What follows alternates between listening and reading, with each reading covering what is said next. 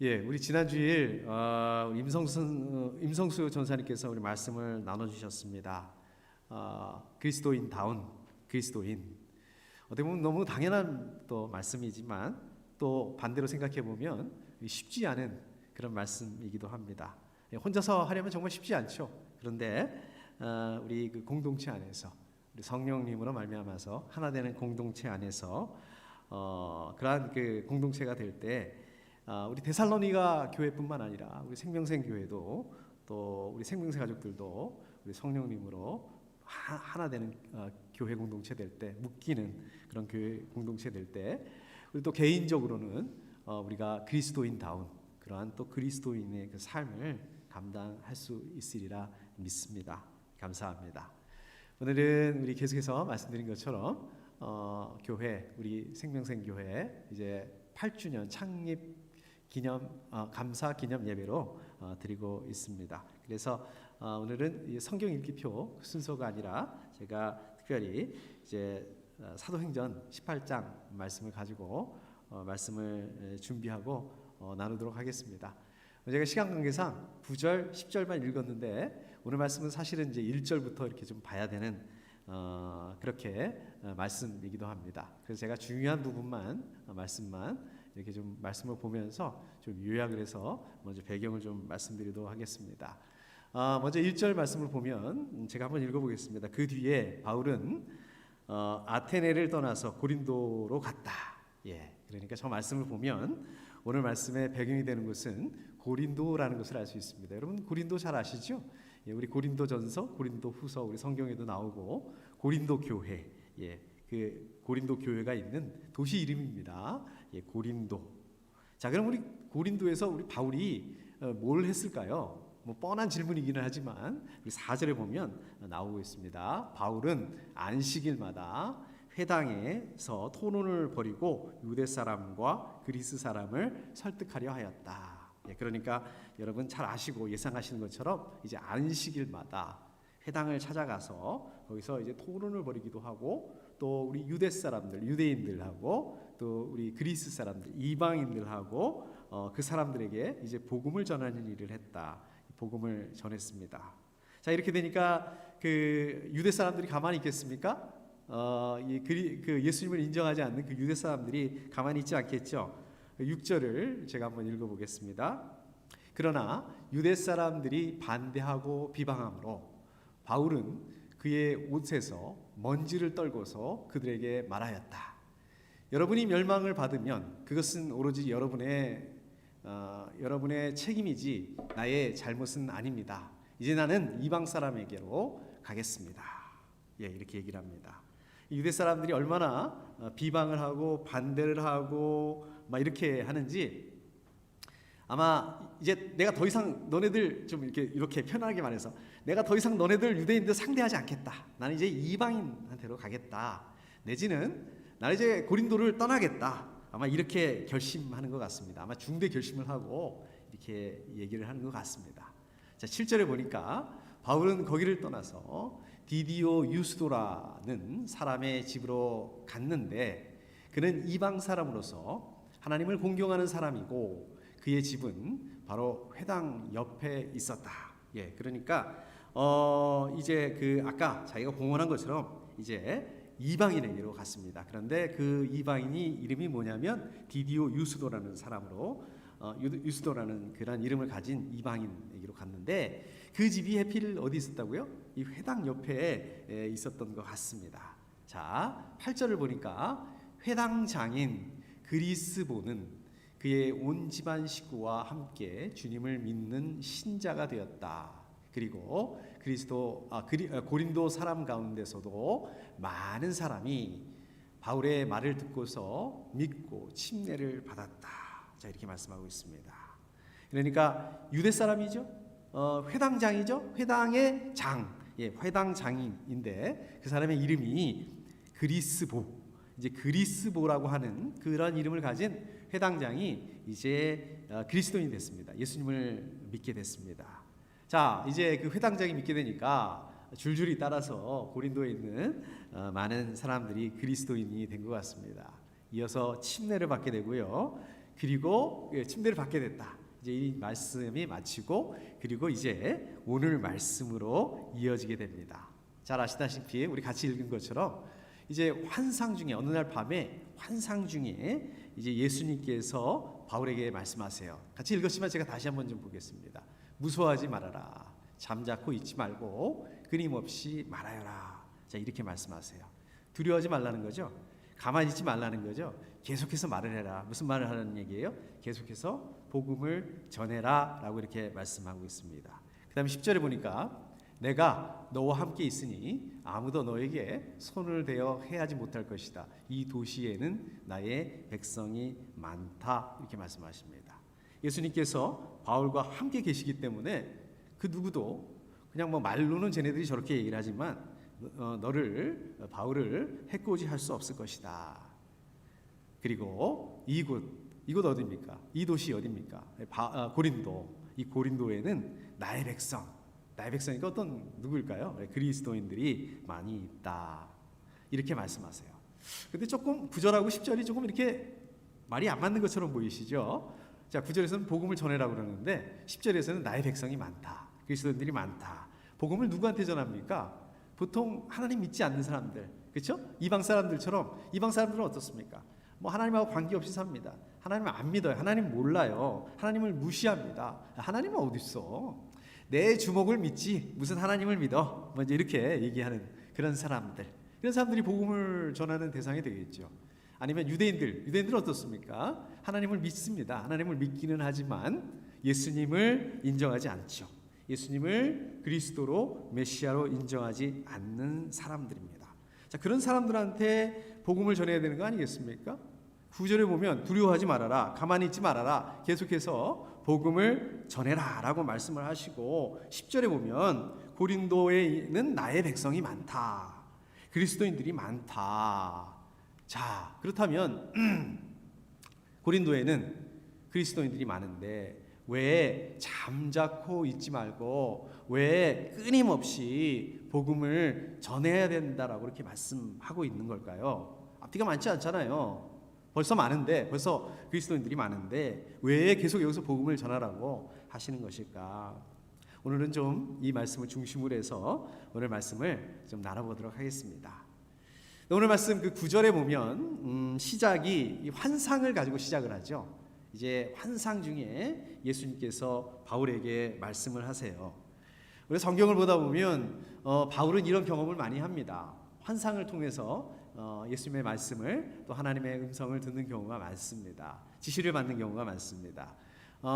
얼른 생각나는 데가 어디 있습니까? 오늘 18장이니까 그 앞에 16장을 보면 우리 사도행전 16장을 보면 그게 이제 2차 전도여행 중이죠. 지금 물론 18장 말씀도 2차 전도여행 중인데 2차 전도여행 중에 드로아라는 곳에서 환상을 봅니다. 어떤 환상을 봅니까? 바울이 환상 중에 마케도니아 사람들이 환상에서 그렇게 얘기를 하죠. 건너와서 우리를 도와주세요. 이렇게 얘기를 합니다. 그런 환상을 보고 결국은 그 환상을 보고서 원래는 아시아 쪽으로 가려고 했는데 제가 여기서 아시아라고 말씀드리면 무슨 지금의 우리 여기 동쪽 우리 한국, 중국, 일본 여기가 아니라 소아시아를 말하는 거죠. 소아시아 쪽으로 안 가려고 했었는데 방향을 바꿉니다. 계획을 바꿉니다. 그리고 이제 그 빌립보로 바다를 건너가서 빌립보로 건너가게 되죠.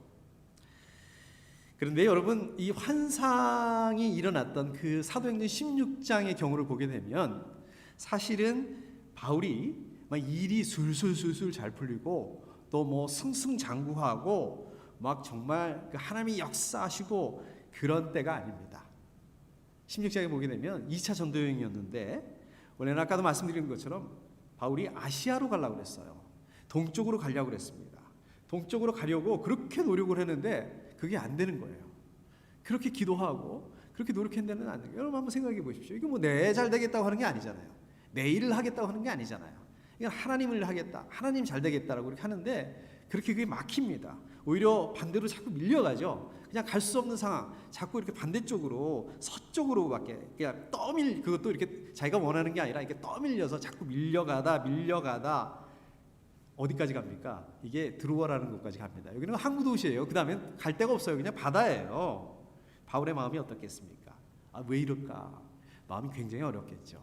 마음이 낙담이 되고 좌절되고 절망스럽고 아마 그랬을 것 같습니다. 바로 그때 이제 하나님께서 이 환상을 통해서 이제 바울이 환상을 경험하게 됩니다. 그리고 하나님께서 이 환상을 통해서 바울에게 새로운 문을 열게 하시죠. 결국 어떻습니까? 그 사건 그때 순종해서 바다를 건너가서 빌립보로 가게 되죠. 거기서 이제 빌립보 교회를 개척합니다. 유럽 최초의 교회, 여러분 잘 아시는 것처럼 유럽 최초의 교회를 개척을 하게 됩니다. 환상 또 나옵니다. 어디 나올까요? 여러분 기억하시겠지만 사도행전 27장 말씀에 보면 이제 또 한 번의 그 환상의 얘기가 나오죠. 로마로 가는 길이었습니다. 로마로 가는 길에 환상을 경험합니다. 환상 중에 이번에는 하나님의 천사가 나타나서 뭐라고 말씀하시냐면 바울아 두려워하지 말아라. 너는 반드시 황제 앞에 서야 한다. 보아라 하나님께서는 너와 함께 타고 가는 모든 사람의 안전을 너에게 맡겨주셨다. 이렇게 얘기를 합니다. 자, 이 환상 때문에 바울 혼자서만 위로를 받은 게 아니라 그 배에 그 바울이 뭐 자기도 지금 위로받아야 되는 그런 상황인데 오히려 그 배에 탄 모든 사람들에게 이제 위로를 전합니다. 하나님께서 함께 하신다니 걱정하지 마십시오. 이렇게 위로를 합니다. 언제 환상을 보게 된 거예요? 이번에는 로마로 가는 배 위에서 환상을 경험하게 됩니다. 자, 바울이 왜 로마로 가고 있었을까요? 바울이 어떤 모습으로 로마로 가고 있었을까요? 제가 아는 그 집사님이 계신데 이 집사님이 이제 몇 년 전에 결혼 30주년을 맞았답니다. 그래서 결혼 30주년 기념으로 이렇게 유럽 여행을 다녀오셨다고 그래요. 맨 처음에 이제 코스가 영국으로 해서 뭐 독일로 해서 스페인으로 해서 마지막에 이제 이태리 로마까지 이렇게 가셨다고 그랬는데 이태리 로마가 너무 좋았다고 그 얘기를 나눴습니다. 왜 좋았냐면 로마 그러니까 성경에서만 보던 곳을 정말 이게 실제로 자기가 밟아봤다. 굉장히 그 감격스러웠다라고 이렇게 얘기를 하더라고요. 정말 그럴 것 같아요. 사실은 저도 한 2년 전인가요? 로마에 갈 기회가 있었습니다. 근데 좀 이렇게 못 가서 좀 아쉽습니다. 혹시 여러분들 그 로마, 뭐 꼭 로마가 아니어도 그쪽으로 이렇게 가실 기회가 있으시면 한번 가보시면 좋을 것 같아요. 가셨던 분들 얘기를 들어보니까 너무 좋다라고 이렇게 얘기를 많이 합니다. 백문이 불여일견이라고 그러잖아요. 100번 듣는 것보다 한 번 보는 게 훨씬 좋다 이렇게 얘기를 하시더라고요. 근데 여러분 바울이 로마로 갔을 때는 그런 이유 때문에 간 것은 아닙니다. 어떤 모습으로 갔습니까? 왜 갔습니까? 그렇죠? 여러분 잘 아시는 것처럼 죄수의 모습으로 로마 황제에게 재판을 받기 위해서 가는 중이었어요. 그래 어떻겠습니까? 뭐 그냥 지금처럼 비행기로 편안하게 가지 못했겠죠. 그냥 몇 달이 걸려서 갔습니다. 또 배를 타기도 하고 배를 타고 가다가 태풍을 만나는 바람에 배가 그냥 난파돼 가지고 죽을 고비를 넘깁니다. 자, 여러분들 입장에서 보면 바울아 두려워하지 말아라. 너는 반드시 황제 앞에서 서야 한다. 여러분 이게 누가 말씀하시는 겁니까? 이게 누가 말씀하시는 거야? 아까 환상 중에 하나님의 천사가 얘기했다고 그랬잖아요. 결국은 하나님의 천사가 얘기했다는 것은 하나님께서 얘기하신 거예요. 하나님께서 하나님의 천사를 통해서 얘기를 하신 거예요. 하나님께서 부탁하시는 거예요. 뭐 부탁? 명령하시는 거예요. 말씀하시는 거예요. 이렇게 하나님께서 말씀하셨으면 하나님을 위해서 하는 건데 바울을 보내는 건데 좀 이런 식으로 하면 안 되는 거 아니겠어요? 이런 식으로 바울에게 해서는 안 되는 거 아니겠습니까? 최소한 바울에게 그게 뭡니까? 벼슬을 주셔서 대사 한 나라를 대표하는 대사 정도는 만들어 주셔야 되는 거 아니에요? 그래서 그냥 뭐 좀 당당하게 여러 사람을 이렇게 거느리고 로마 황제 환영을 받으면서 로마로 가는 거 이게 맞지 않습니까? 이게 상식적이지 않습니까? 근데 보십시오. 그게 아니에요. 모습을 보면 우리가 한번 상상을 해보면 포승줄로 묶여가지고 자기 마음대로 할 수 있는 게 없습니다. 세상에서 가장 비참한 자리, 가장 낮은 자리, 죄수의 몸으로 갑니다. 이 죄수다 보니까 바울의 말을 들으려고 하지도 않아요. 그러니까 바울이 자기 전도 여행의 그 경험을 살려가지고 선장한테 얘기를 하잖아요. 지금 가면 안 되고 어떻게 해야 되고 이렇게 얘기를 합니다. 이렇게 조언을 해줍니다. 지금 날씨가 어떠니까 위험하고 이런 얘기를 합니다. 그런데 선장은 바울의 얘기를 듣지 않습니다. 무시해버려요. 사람 대우를 안 해줘요. 쉽게 말해서. 그리고 아까도 말씀드렸던 것처럼 죽을 고비를 넘기면서 겨우겨우 가게 됩니다. 바로 그 순간에 하나님께서 바울에게 바울아 두려워하지 말아라. 너는 반드시 황제 앞에 서야 한다 말씀하세요. 근데 이게 또 위로가 됐다는 거예요. 격려가 됐다는 거예요. 바로 그 순간에 하나님께서 바울에게 이 환상을 경험하게 하시고 바울에게 또 다른 소망을 가지도록 하셨다는 것입니다. 새로운 문을 열도록 하셨다는 것입니다. 바울이 이렇게 환상을 통해서 하나님의 은혜를 경험하고 체험하게 되는 때는 아까도 말씀드렸던 것처럼 바울이 막 잘 나가고 일이 술술 풀리고 그럴 때가 아닙니다. 반대예요. 오히려 열정적으로 복음을 전하다가 유대 사람들, 이방 사람들 반대에 부딪히죠. 저항에 부딪힙니다. 그래서 어려움을 당하게 돼요. 핍박을 당하게 됩니다. 그럴 때였어요. 그럴 때 보통 이 환상을 통해서 위로받게 됩니다. 복음을 전하다가 그렇게 됩니다. 아마 이 고린도에 있는 그 아까도 말씀드렸던 그 그리스보 회당장이니까 어떻겠습니까? 유력한 사람이겠지요. 유력 유대인. 이 사람이 유대인이 그리스도인으로 개종을 하다 보니까 거기에 많은 유대인들이 영향을 받았을 거예요. 그래서 많은 유대인들이 그 복음을 받아들이고 자 이렇게 되다 보니까 원래 예수님을 반대하는 그 전통적인 유대인들이 당황을 했겠죠. 그리고 더 바울을 위협하고 협박하고 아마 그랬던 것 같습니다. 자, 그러니까 바울 입장에서 어떻겠습니까? 위축이 되죠. 아무리 열정을 가지고 복음을 전하는 거지만 위축이 될 수밖에 없죠. 야, 내가 복음을 전하는데 어떻게 이럴 수 있을까, 이 사람들이. 낙담이 되겠죠. 절망스러웠을 것 같아요. 결국 내가 여기를 떠나겠다. 그런 생각을 하고 그런 마음을 먹었던 것 같습니다. 근데 바로 그때 주님께서 이 환상 중에 나타나셔서 이 위축된 바울의 마음을 위로하셨던 거예요. 격려하셨던 거예요. 용기를 주셨던 거예요. 그 환상을 통해서 바울이 하나님의 사역을 잘 감당할 수 있도록 새 힘을 공급해 주셨다는 것입니다. 자, 여러분 한번 생각을 해보시죠. 만약에 반대로 바울이 그런 상황이 아니었다면, 그러니까 뭐 위축되고 또 그 위기에 처하고 또 복음을 전하고 이런 상황이 아니었다면 그냥 뭐 복음하고 관계없이 뭐 영혼 구원에 별로 관계없이 그냥 유람 여행을 하려고 고린도를 방문했다면 혹시 고린도에 시세가 좋은 땅이 있지 않을까 이렇게 알아보기 위해서 여행을 하고 있었다면 물론 그럴 수 있겠죠. 물론 뭐 여행할 수 있습니다. 물론 사업차 또 땅을 알아보고 그럴 수 있습니다. 아무리 그렇다 하더라도 뭐 유람 여행차 또 사업차 우리가 다닌다고 한다 하더라도 그 하나님의 은혜는 동일합니다. 동일한 은혜를 하나님께서 허락하셨을 거예요. 근데 중요한 것은 그 하나님의 주시는 그 위로와 격려가 똑같을 수 없다는 것입니다. 여러분 개인적인 안락, 편안함 그럴 수 있죠. 그럴 수 있다고 생각합니다. 좀 편한 게 좋잖아요. 근데 우리가 만약에 이 개인적인 안락, 개인적인 편안함만 찾는다면 이 하나님의 위로, 이 하나님의 이 격려 이게 바로 하나님의 은혜라는 것을 알 수가 없습니다. 이게 데미지가 똑같지가 않다는 거예요. 인지하지 못할 수 있다는 것입니다. 그렇기 때문에 어떻습니까? 우리가 편안함 이것만 찾다 보면 하나님의 은혜를 인지하지 못하기 때문에 불평이 나오는 거예요. 불만이 먼저 나오는 게 되어 있습니다.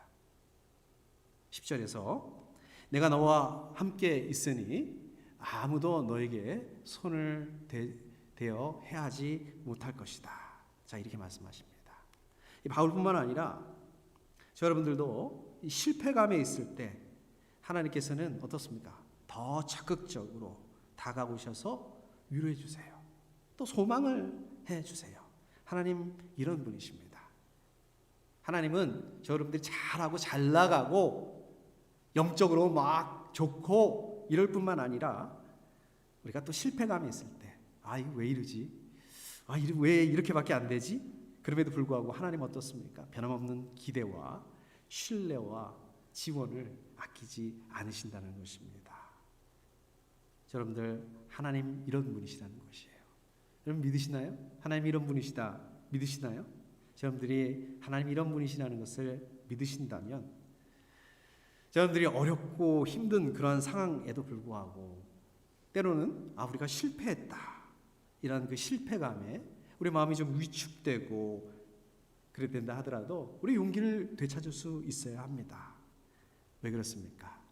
하나님께서 우리와 함께 하시면서 순간순간 우리 필요할 때마다 우리를 도우시고 또 용기를 불어주시기 때문에 그렇습니다. 격려하시기 때문에 그렇습니다.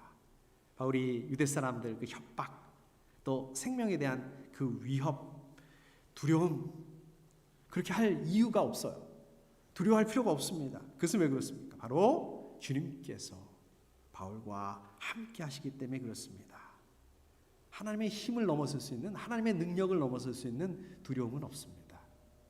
하나님의 힘과 능력을 그것보다 더 강한 어둠 그것은 없습니다.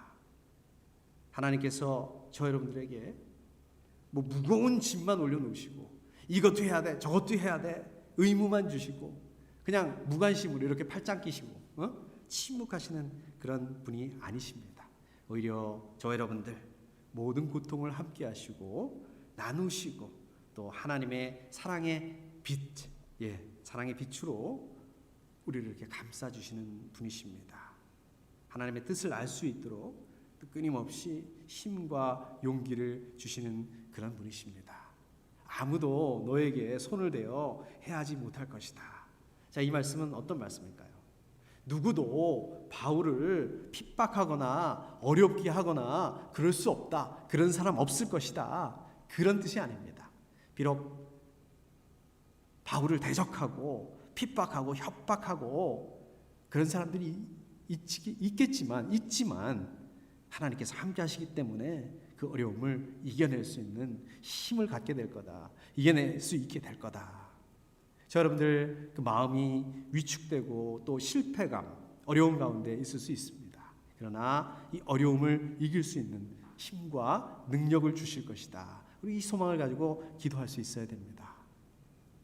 우리가 8년이죠. 8년 지나온 우리 생명샘 교회의 시간을 돌이켜보면 대충 한 적이 없습니다. 적당히 한 적이 없습니다. 정말 열심히 최선을 다해서 우리 생명새 가족들 교회를 섬기고 또 최선을 다했습니다. 근데 어떨 때는 우리 바울이 사도행전 16장에서 그랬던 것처럼 또 밀려갑니다. 밀려가고 더 이상 갈 수 없는 곳까지 그렇게 간 적도 있고 또 위축되고 낙담되고 절망스럽고 힘들고 그런 시간을 지나가야 될 때도 있었습니다. 그렇지만 어떻게 하셨습니까? 그럴 때마다 정말 바울에게 말씀하셨던 것처럼 무서워하지 말아라, 잠자코 있지 말고 끊임없이 말해라 이렇게 직접적으로 말씀하지는 않으셨지만 정말 여러 격려를 통해서 우리 교회에게 말씀하시고 격려를 해주시고 용기를 불어주시고 또 어려운 시간들을 넘어갈 수 있도록 그렇게 하셨던 것 같습니다. 저희 교회가 우리 생명생 교회가 아무 문제 없이 그냥 잘 나가고 모든 일이 술술 풀리고 그랬으면 어땠을까요? 물론 그랬어도 하나님 동일한 은혜를 부어주셨을 것 같아요. 근데 중요한 것은 이 하나님의 위로와 격려 우리가 느끼는 게 똑같을 수 없다는 것입니다. 여러분들 우리 생명생교회에게 주신 사명을 최선을 다해서 우리가 감당해야 하는 이유입니다. 하나님의 사랑과 은혜를 실천하는 그런 사명을 감당할 때 그 하나님의 은혜를 더 크게 우리는 느낄 수밖에 없다는 것입니다. 자, 10절에 이 도시에는 나의 백성이 많다. 자, 여기서 나의 백성 무슨 뜻일까요? 여러분 잘 아시는 것처럼 나의 백성은 원래 이스라엘 백성을 말씀하는 단어입니다. 그런데 지금 바울은 여기서 이 고린도에 머물면서 이 복음을 전했을 때 그 주님께로 돌아온 사람들, 그 사람들을 포함해서 말씀하고 있어요. 물론 이스라엘 백성들뿐만 아니라 유대인들뿐만 아니라 그 그리스도인들을 포함해서 이렇게 얘기를 하고 있습니다. 자, 그리고 뿐만 아니라 이제 복음을 듣고 예수님을 영접하게 될 사람들, 아직 지금은 믿지 않지만 이제 그 바울이 전하는 복음을 듣고 영접하게 될 사람들을 포함해서 내 백성이라고 말씀하고 있는 것입니다. 이게 바울이 얘기하는 게 아니군요. 이 환상 가운데 말씀하고 있는 것입니다. 자, 그렇기 때문에 이 도시에 나의 백성이 많다. 이 말씀, 이 도시 고린도죠. 바울을 통해서 예수 그리스도의 복음으로 유익을 줄 사람이 많다. 그러니까 아직 복음을 듣지 못했거나 아직 예수 그리스도를 믿지 않는 사람들, 그러나 그 사람들이 이제 복음을 듣고 예수님에 대해서 알기만 하면 예수님을 믿고 또 구원을 받을 그러한 사람들이 이 고린도, 이 도시에는 많다라는 말씀입니다. 바울은 이 위로의 말씀 때문에 이 위로의 말씀을 듣고서 어떻습니까? 더 확신을 가지게 됐습니다. 결국 고린도에 머물게 되죠. 생각을 바꿔서 고린도에 머물게 되죠. 고린도에서 머무르면서 예수 그리스도의 복음을 전합니다. 열심히 전합니다. 비록 환상이긴 했지만 이 예수 그리스도의 이 위로의 말씀, 격려의 말씀을 듣고 하나님의 말씀을 더 힘있게 전합니다. 더 열심히 가르칩니다. 여러분 잘 아시는 것처럼 이 사도 바울 당시에 고린도가 어떤 도시였습니까? 교통의 유충지였죠. 또 경제적으로 아주 부유한, 잘 사는 우리 미국과 같은 그런 곳인 것 같아요. 그런 곳이었죠. 번영을 누리는 곳이었습니다. 근데 반대로 또 어떤 곳이었습니까? 아주 또 그 타락한 곳이기도 했죠.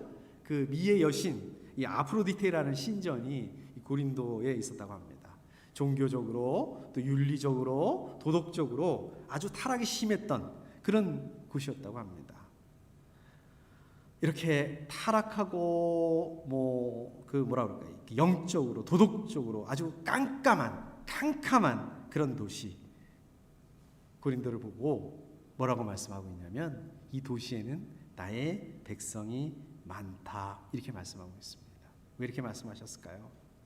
하나님의 은혜에 비춰지지 않는 곳은 이 세상에 어디도 없다라는 것입니다.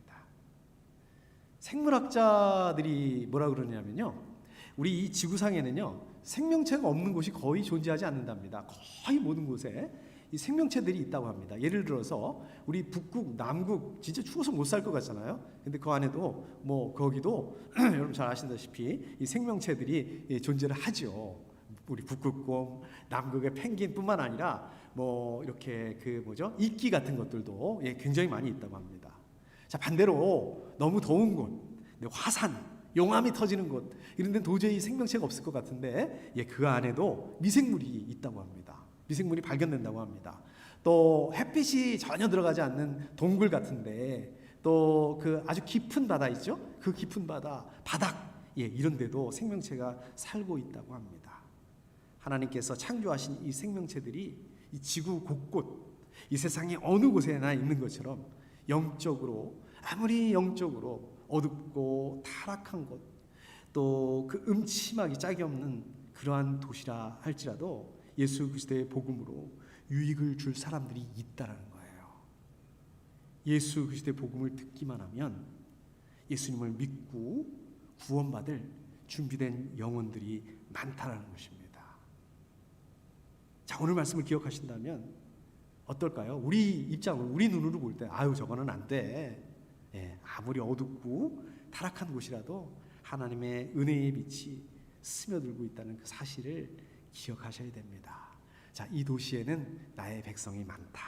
자, 이 말씀은 이제 8주년이 되는 우리 생명생교회에 저는 꼭 필요한 말씀이라고 생각합니다.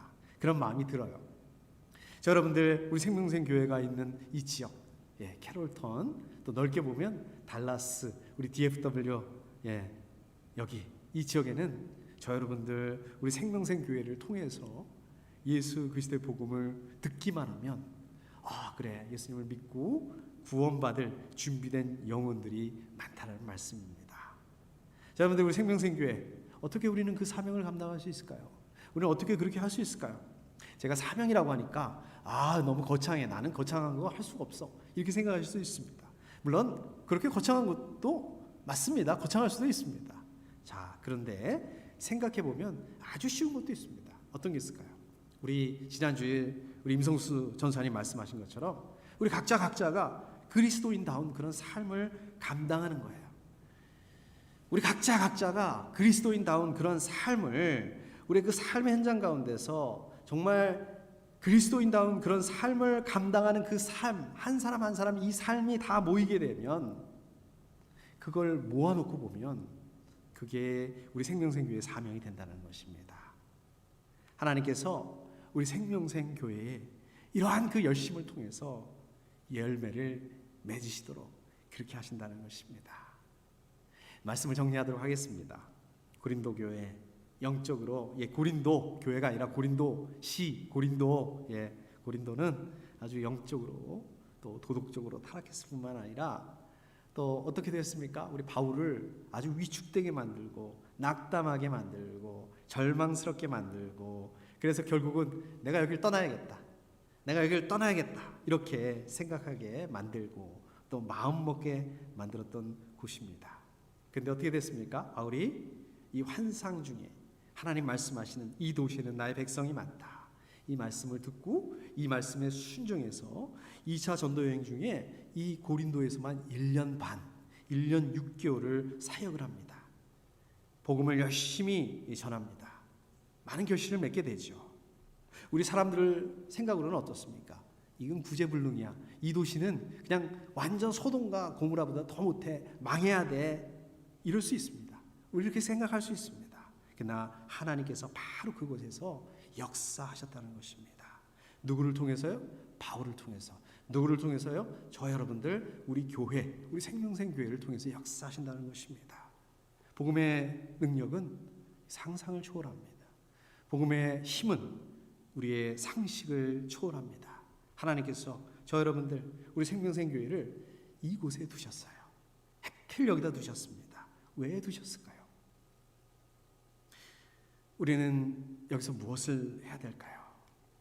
이 도시에는 나의 백성이 많다, 이 말씀을 감당하실 수 있는 저 여러분들, 우리 생명생교회 되실 수 있기를 축복합니다. 함께 기도